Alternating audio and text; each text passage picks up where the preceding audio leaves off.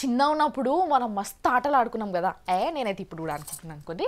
అదే గుడుగుడు గుంజం గుండె రాగం పాముల పట్నం పట్కా బెల్లం అని పాడుకున్న తర్వాత చేతులు ఇట్లా వెనకకు పెట్టేసుకొని చేతులు ఎక్కడ పోయినాయి అంటే కాకెత్తుకపోయింది అని అంటాం కదా.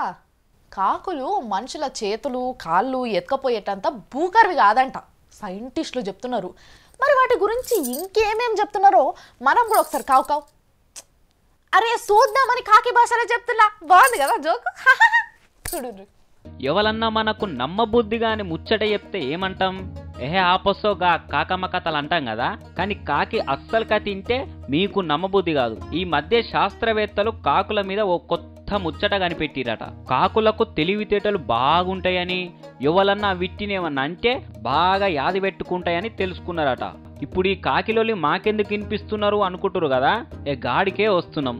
కాకులు మనసులను ఎట్లా యాది పెట్టుకుంటాయో మచ్చుకు కొన్ని చూపిస్తాం చూడురి.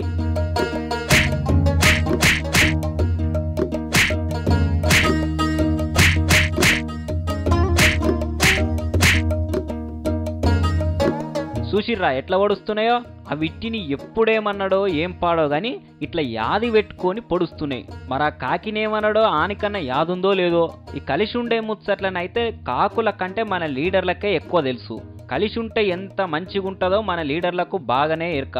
కానీ ఇట్లా మన లీడర్లతో పోల్చినందుకు ఆ కాకులు పుసుక్కున ఆత్మహత్య చేసుకున్నా దిక్కులేదు.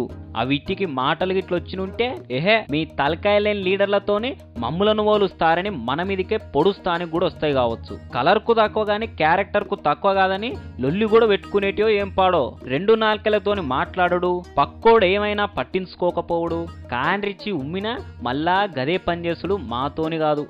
కటే అనగానే సప్పుడు కాకుండా మళ్ళా రాకుండా పోతాం మేము. మాకు గాళ్లతోని పోలికనా అని ఉరేసుకుంటాయి కావచ్చు. ఈ పాస్మల లీడర్లతోని పోలుస్తారా అని ఏ సమ్మెకు దిగినా దిక్కులేదు.